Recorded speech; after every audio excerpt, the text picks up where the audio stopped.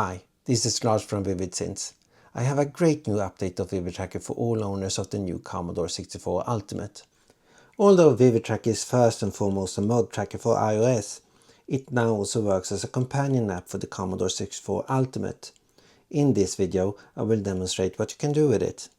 But first I need to mention another new feature that I think you will like even if you don't own a Commodore 64 Ultimate. In the file browser, you can now mount any public folder on your iPhone or iPad, for instance Safari's download folder. You can do this by pressing the mount button and then select the folder you want to mount.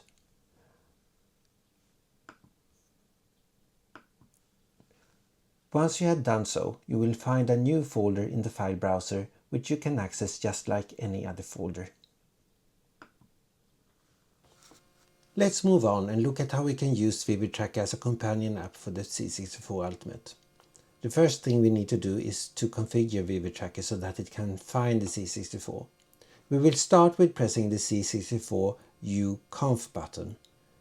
In here you will have to enter the IP address of your C64 and optionally set the password if you have password protection turned on. If you don't know the IP address, you can search for it by pressing the find button. VividTracker will then search across all IP addresses in your network. In my case, I don't know the IP address, so I will press the find button.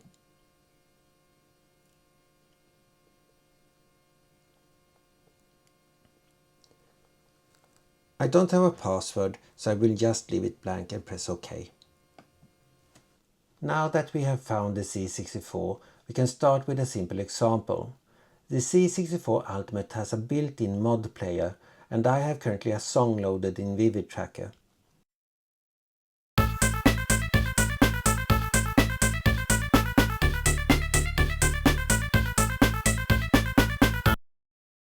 The first thing we will do is send the currently loaded song to the C64, and we do so by pressing the C64 U button.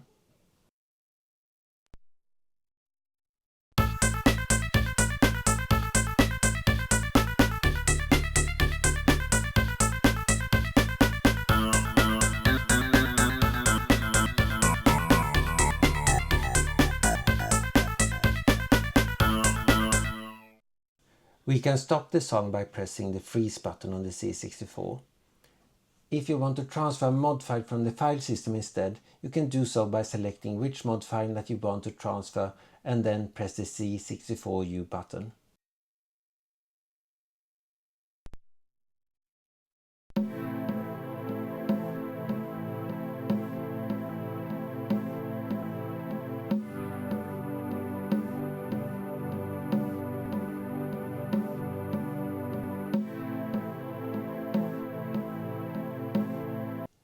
You are not limited to just sending mod files. Although VividTracker can't play SID files, you can transfer and play them on the C64 Ultimate. For instance, the music to the game Commando.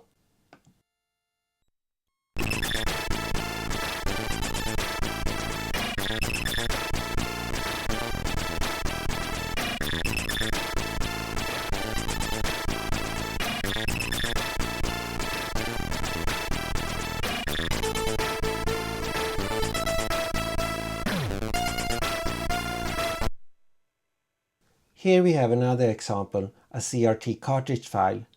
This is the game Cybernoid 2. If you select it and press the C64U button, it will also be transferred to the C64 and it will start automatically.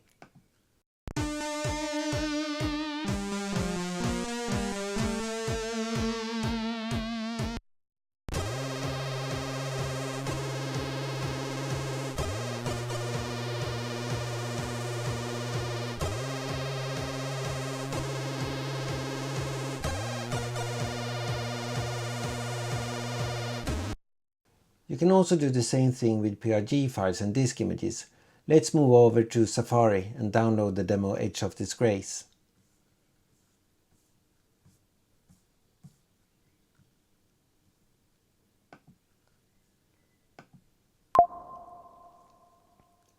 Now that it is downloaded, we can move over to the Files app and unpack it.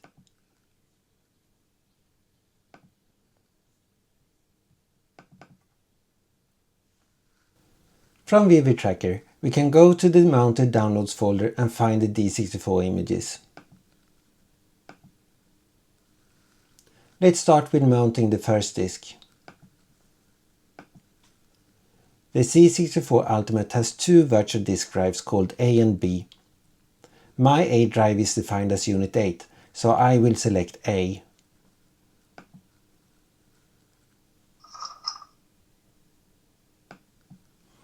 The disk is now mounted, so we will load it on the C64 and run it.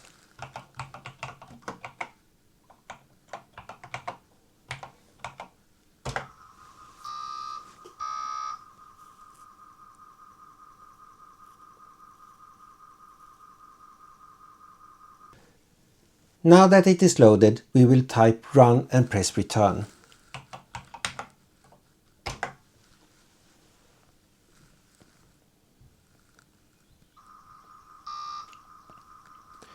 The demo is now asking for disk 1, side A, in order to continue, so we will select the next disk image and press the C64U button again.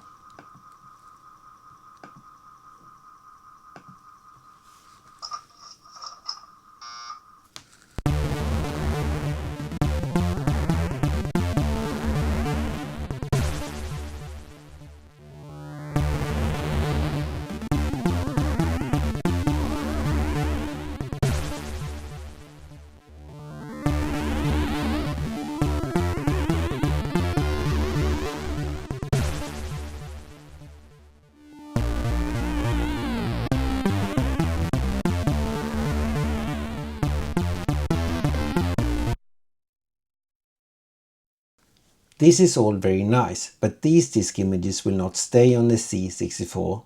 What if I actually want to transfer them over to the internal SD card of the C64? You may have noticed already that there is another new folder underneath the mount folder called C64U, which means you can actually access the whole file system on the C64 Ultimate through its FTP server. Let's go in and copy over the disk images. I have actually a brand new SD card on the C64, so I haven't stored anything on it yet.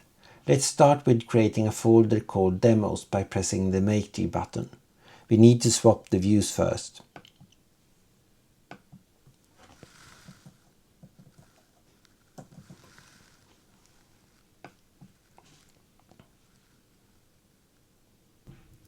Now we can go into this folder and copy the files.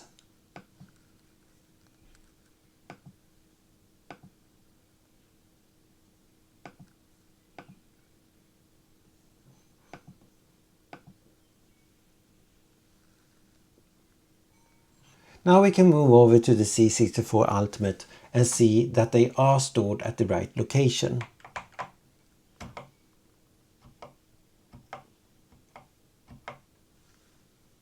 But we see a little bit of an issue here.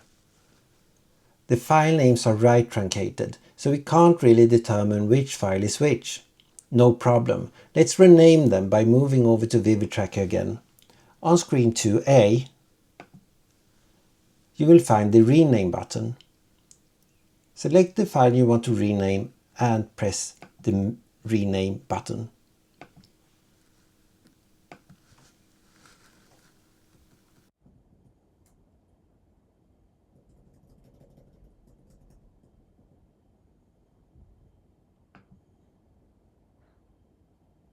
You can see that the name has now also been updated on the C64 Ultimate.